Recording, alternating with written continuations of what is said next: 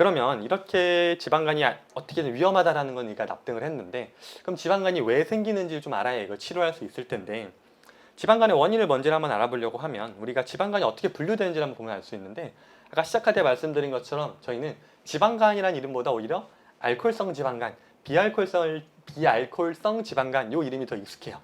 그 이유는 우리가 지방간을 이 두 개로 지금까지 크게 분류를 해왔기 때문인데, 말 그대로 알코올성이라고 하면 알코올로 인해서 발생한 지방간을 말하는데, 알코올로 인하다는 게 어느 정도로 알코올로 인하다냐고 볼 수 있냐는 기준에 대해서도 논란이 많지만, 일단 현재 기준으로는 이래요.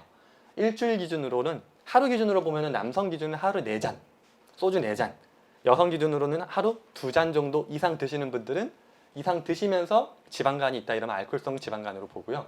그래서 일주일 기준으로 나눠보면 남성분들 같은 경우에 소주 3병, 여성분들은 소주 2병 정도 이상 드시는데 지방간이 있다 이러면 우리는 이걸 알코올성 지방간이라고 불러요.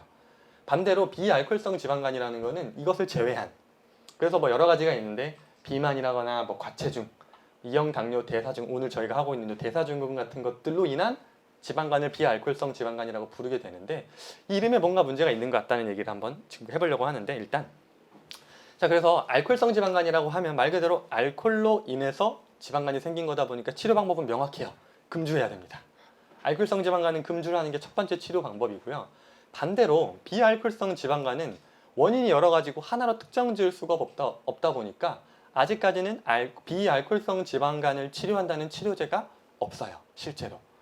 물론 여러 가지 치료제들이 계속 개발이 되고 임상시험 단계까지 넘어갔는데, 이게 사람마다 너무 차이가 있다 보니까 지방간 약이다 라고 이름을 붙일 수 있는 약이 현재까지는 없는 현실이에요. 근데 우리가 약을 개발하는 과정을 보게 되면은 이 이름이 정말 중요하다는 얘기가 여기서 하나 또 나오는데, 이 비알코올성 지방간은 아까 말씀드린 것처럼 사실 간암이랑 심혈관 질환이 결국 위험한 거지 지방간 자체 때문에 어떤 문제가 생기지 않는다고 말씀드렸잖아요. 그러면 이 지방간을 비알코올성 지방간이라고 부르다 보니까 우리가 얘를 간암 심혈관 질환이랑 연결시키는 게 조금 약해. 우리한테 약하다는 거는 연구를 하려면 대중들한테 납득을 받고 그거에 돈을 투자해서 연구를 해야 되는데, 그러기에는 이 이름이 조금 문제가 있지 않냐라는 논란이 요즘 들어서 계속 나오고 있는 거죠. 그 얘기를 한번 해볼 건데, 그래서 연구하는, 특히 외국에서 이제 간을 연구하는, 전문으로 연구하는 의료진들 사이에서 비알코올성 지방간이란 이름이 문제다라는 문제 제기가 되고 있는데요. 왜냐하면 비알코올성 지방간의 원인이 뭔지 찾아보면, 우리가 비알코올성이라고 하다 보니까 마치 비알코올성은 술을 먹어도 될 것 같아. 왜냐면 알코올이 아닌 걸로 인해서 지방간이 생긴 거라고 표현을 하고 있기 때문에, 또 비알코올성이라고 하다 보니까 마치 병이 진행이 안 될 것 같은 느낌을 우리가 이름에서 받아요. 근데 이 비알코올성 지방간의 원인을 따져보면 아까 보여드린 것처럼 대사증후군, 당뇨, 비만 같은 결국 대사기능 장애로 인해서 발생한 지방간인 건데, 알코올성 지방간이 알코올로 인한 지방간인 게 딱 와닿는 거와는 다르게 비알코올성 지방간은 도대체 뭘로 인해서 지방간이 생겼는지 알기가 좀 어렵다는 거죠. 또 비알코올성 지방간이라고 하니까 왠지 사소해 보여. 왜냐면 우리가 알코올성은 위험하게 알코올 때문에 인한 지방간이니까 위험하다고 딱 느끼고, 대부분 우리 일반 대중의 인식 속에 간 질환은 음주 때문이다, 술 때문이다라는 인식이 딱 박혀 있죠. 그런데 비알코올성 지방간이라고 하니까 뭔가 거기서 좀 떨어진, 메이저가 아닌 마이너한 뭔가 질환 같아 보이고, 이러다 보니까 환자들이 내가 비알코올성 지방간이야 라고 진단을 받아도 그래 비알코올성 지방간인 건 알겠는데 그래서 뭘 해야 되는 거지 라는 게 연결이 잘 안 된다는 거예요. 그래서 이 이름 때문에 환자들이 진단을 받은 후에 내가 어떻게 행동을 변화해야 되는지, 내 생활 양식을 어떻게 변화해야지 이걸 치료할 수 있을지가 환자들한테 와닿지 않다 보니까 이게 이 질병의 이름이 문제가 있다라는 이름에 대한 문제 제기가 계속 되고 있는 거죠. 그래서 지금까지는 우리가 비알코올성 지방간이라고 부른 것, 영어로는 Non-Alcoholic Fatty Liver Disease라고 하는데, 알코올이 아닌 것을 원인으로 한 지방간이라고 불렀는데, 우리가 이거를 이렇게 바꿔야 된다는 의견들이 많이 나오고 있어요. 대사 이상 관련 지방간이다. 영어로는 Metabolic Associated Fatty Liver Disease, 그러니까 메타볼릭, 대사 기능과 연관된 지방간이란 이름으로 바꾸면 환자들이 조금 더 이걸 인식하고 내가 뭘 해야 이 지방간을 치료할 수 있는지, 그리고 약을 개발하려고 하더라도 어디에 포인트를 맞춰서 약을 개발해야 될지가 조금 더 명확해지지 않겠냐라는 이야기가 나오고 있다는 거죠. 근데 이게 달라지는 게 그럼 도대체 뭐가 달라지는 거냐 보면, 우리가 비알코올성 지방간이라고 진단하는 기준을 보면 아까 우리가 지방간, 초음파든 CT든 MRI든 해서 간에 지방이 껴있는 걸 확인했을 때 그 사람의 원인이 이런 것들이 아닐 때는 우리는 비알코올성 지방간이라고 했어요. 정확하게 알코올로 인한 게 아니라는 게 확인되고 술을 안 먹어 또는 간염 바이러스 정확한 원인이 명확하게 간염 바이러스라는 원인이 있지 않고 또는 자가면역성 간질환 그러니까 자가면역 항체, 자가 항체가 발견되지 않는 사람들은 이런 기준을 다 충족하지 않는 사람들 즉 지방간에서 이 조건을 제외한 사람들을 비알코올성 지방간이다라고 우리가 진단을 해왔는데 이 방식에 문제가 있다. 대사 이상 관련 지방간으로 바꾸려면 우리는 이렇게 해야 된다.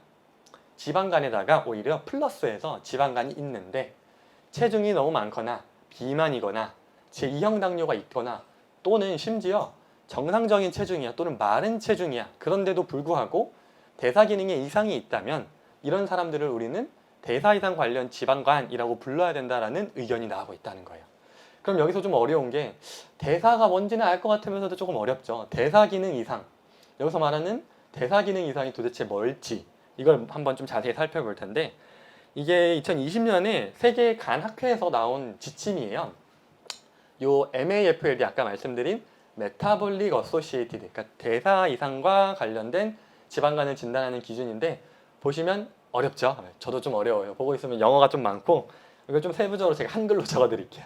보면은 쉽게 말하면 지방간이 있는데 남성들은 이건 아시아인 기준이에요. 한국인들 같은 경우에는 허리둘레가 90cm가 넘고 여성분들은 80cm가 넘는다. 또 혈압의 130에 85를 넘는다. 우리가 앞에 지금까지 배웠던 고지혈증에서 나온 중성지방이 150 이상 좋은 콜레스테롤을 우리가 표현하는 요 HDL이 40보다 낮을 때 또 당뇨 전 단계일 때 그리고 호마 IR이라고 해서 인슐린 저항성을 측정하는 검사 방법 중에 하나인데 일단은 뭐 이거는 제가 나중에 좀 자세히 설명드리도록 할게요. 어쨌든 이 인슐린 저항성 검사에서 2.5 이상 이 말은 인슐린의 저항성이 있는 상태다라는 의미거든요. 그런 결과 그리고 여기서 사실 재밌는 게 CRP 수치가 2가 넘을 때 이것도 우리는 대사기능 이상의 하나로 보고 있다는 거예요. 이 7가지 중에 2가지 이상을 충족하는 사람을 대사기능 이상이 있다라고 보자 라고 여기 학회에서 제시를 하고 있는데 그래서 이 비알코올성 지방간이라는 이름이 문제이기 때문에 이거를 대사 이상 관련 지방간으로 바꿔보자라는 의견이 나오는 근거가 여러 가지가 있는데 먼저 1번 이것도 마찬가지로 2020년에 나온 그 세계 간학회에서 나온 연구 결과를 보면 우리랑 비슷한 일본인 765명 정도를 대상으로 연구를 해봤더니 비알코올성 지방간이라고 진단을 했을 때보다 대사 이상 관련 지방간이다라고 진단을 했을 때 그 사람들이 오히려 간 섬유화로 넘어가는 비율이 더 높았다는 거예요. 아까 말씀드렸지만 우리가 지방간을 걱정하는 이유는 합병증, 이로 인해 생길 합병증을 걱정하는 건데 그러면 그 진단이 정확하려면 합병증을 더 잘 예측해야 되겠죠.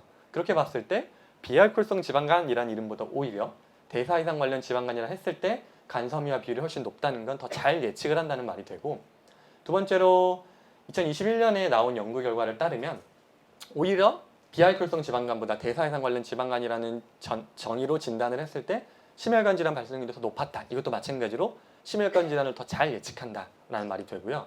세 번째로 가장 중요한 건 사망률이죠. 이 두 질환을 비교해 봤을 때 사망률을 비교해 보니까 MAFLD 대사 이상 관련 지방간에 진단이 된 사람들이 사망률이 17%나 더 높았다. 이 말인 즉슨 우리는 지방간을 비알코올성 지방간이라고 진단해 버리면 놓칠 만한 위험한 사람들을 대사 이상 관련 지방간이다라고 진단을 하면 더 잘 잡아서 그 사람들의 사망률, 심혈관 질환, 간 섬유의 비율을 더 잘 예측할 수 있는 방법이 된다는 이야기가 되는 거죠. 더 어려운 내용이 나왔는데 그래서 그럼 결론적으로 대사 이상 지방간이라고 했을 때 대사 이상 지방간이 발생하는 원인이 뭐냐를 한마디로 요약하면 이 그림이 되는데 이 그림이 좀 어렵죠. 제가 하나하나 좀 설명을 좀 해드릴 건데 너무 어렵잖아요. 한번 볼게요. 첫 번째 원인이 되는 부분은 바로 여기 지방세포. 지방세포, 요 아디포스 티슈라고 하는 데인데 내가 먹은 음식물들 중에 우리가 다 배웠죠. 저희가 이미 당뇨 비만을 거치면서 다 배운 내용들인데 내가 먹은 것 중에 내가 못 쓰고 남은 것들이 쌓이게 된 요 지방세포는 이제는 지방세포가 어떤 살을 찌우는 물질뿐만 아니라 그날도 설명드렸던 것처럼 얘는 내분비세포라 그래서 이 지방세포 자체가 분비하는 호르몬들이 상당히 많아요. 그 분비하는 호르몬들이 지방간을 유발한다라는 이야기가 나오고 있어요. 대표적으로 그날도 제가 당뇨 비만 강의를 하면서 말씀드렸던 지방세포가 분비하는 것 중에 렙틴 같은 호르몬들 또 아디포넥틴 같은 호르몬들 걔네들이 있는데 그런 애들이 이 지방간을 발생시키는 원인이 된다는 연구가 계속 나오고 있고요. 두 번째로는 요 이자, 이것도 우리가 당뇨라면서 많이 배웠죠, 공부하셨죠. 이자에서 분비되는 요 인슐린이랑 아까 연관되는 건데, 내 몸에 인슐린 저항성이 발생한 분들 같은 경우에는 이 인슐린 저항성에 대응하기 위해서 이자의 베타세포에서 이 인슐린이라는 애를 보상적으로 더 열심히 분비하게 돼요. 쉽게 말하면 인슐린이 일을 잘 못하니까 내 몸은 그 일 못하는 인슐린을 더 일단 많이 분비해서 어떻게든 일을 하게 하려는 그 보상 기전을 가지고 있는데, 그렇게 분비된 과다 분비된 인슐린으로 인해서 간에 지방이 더 쌓이게 된다라는 원리가 또 하나가 있고요. 그래서 이렇게 생긴 지방세포와 이자로부터 생긴 염증 물질들, 인슐린으로 인해서 간에 지방이 쌓이는 걸 지방간이라고 하고, 오늘 사실 제가 집중적으로 얘기하고 싶은 건 요 네 번째예요. 장내 미생물. 장내 미생물이 사실 요즘 많이 핫한 주제인데, 뭐 한 근 5년 정도 상당히 핫했던 주제인데, 오늘 이 지방간과 관련해서 제가 꼭 요 장내 미생물 얘기를 좀 자세히 드려보고 싶어요. 일단 이 그림을 설명드리는 이유는 지방간이라는 게 발생하는 원인이 지방세포도 관련을 하고 이자도 관련하고 간 자체도 관련을 하고 이 장내 미생물, 그러니까 여러 장기들과 여러 분야에서 상호작용을 통해서 지방간이 발생한다는 것만 대략적으로 추정하시면 좋을 것 같고, 오늘은 이 장내 미생물을 좀 자세히 한번 이야기해 보도록 할게요.